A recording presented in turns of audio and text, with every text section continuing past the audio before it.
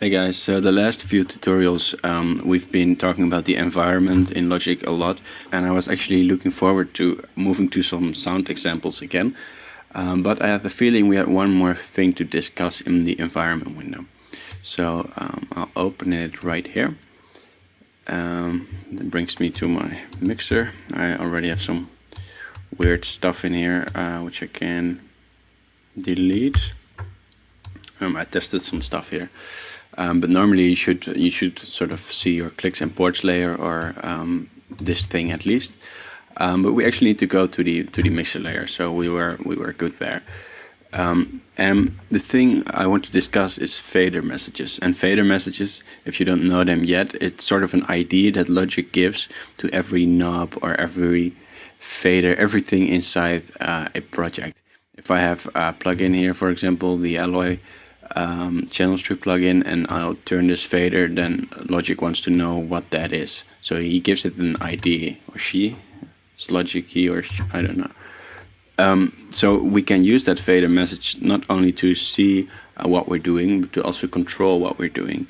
So we can use the transformer object that we talked about last week and create really a fader message.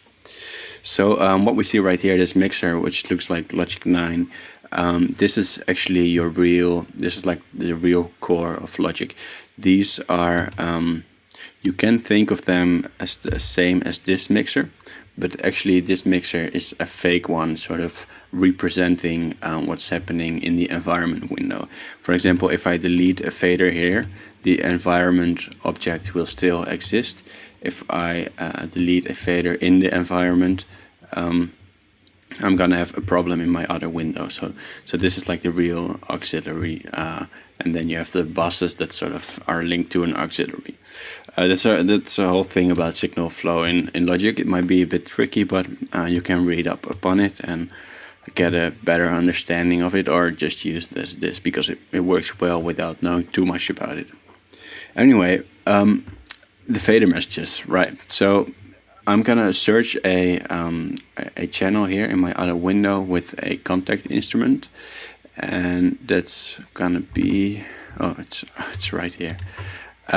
So I want to use that instrument, and I want to see the fader messages of that one. So you can see that I have this triangle here, which means that it's an output, and I can output it to my monitor object. And now when I dial this fader, you can see the message right there. So that is an example of a fader message. But it's not only happening at this fader, it also happens with third-party plugins like this one. Basically everything you touch has some sort of a fader message. Now if we want to control that, we can do that with either our LFO, like we learned, or we can do it with a new thing. For example, a horizontal slider, like this one.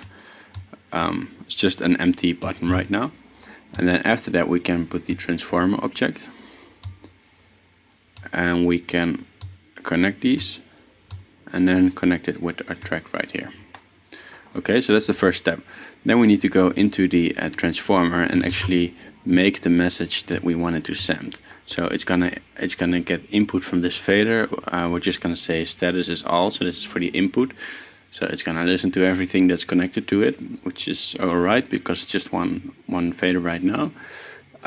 So we can't mess that up. And the channel, we want to fix that to 7.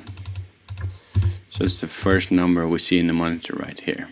First we see the F, which means fader message, then the channel, then we get data byte 1, which is this number, and for our fader we want that to be, for our fader we want the channel to be 1, and the data byte, we fix that to 7. And I happen to know that 7 is always the fader, so with any channel data byte 1, 7 means it's going to be the volume fader, which makes sense because in general MIDI 7 is also controlling the volume, and data byte 2 can stay the same. So now if we control this, we can see our fader moving. Okay, that's pretty cool. And then data byte 2, it has to do with the range. So if we don't want our fader to go up 6 dB, we can sort of scale that range again. And we can scale it not like that, to be a little bit lower. And then if I set the fader to the maximum amount, it will only go up to +1. So we can fine-tune that and give it the range that we want it to have. Right, so that's like a basic approach to fader messages. But from now on, there's actually some really cool stuff that we can do with this. We can make weird objects. We can connect things together that are not really meant to be together. I really like it for creative stuff. One thing I could do is I could connect this one to another track, and then I can move 2 faders at the same time. And I could build a whole MIDI controller here using all these objects. I could use, this one looks impressive.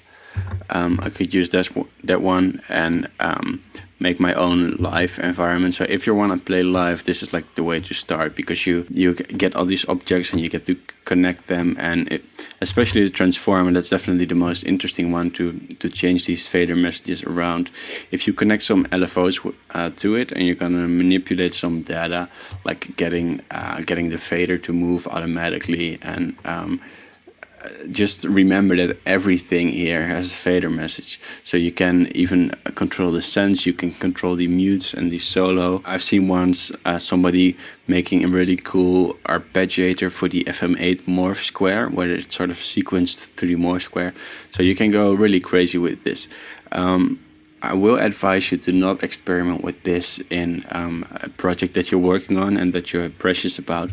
Like I said, this is like this is like under the hood of Logic, and if you break things here, I'm not trying to scare you, but if you break things here, it can be a little bit more tricky to get them back. So just work in a new template and work with a new file, and if something goes wrong, just don't save it, and you can always open a new environment in here. Again, import environment, and you can import a layer or a total replace from another project. If you have any questions, just ask me, and please, if you like the video, like the video on YouTube, and give me a comment.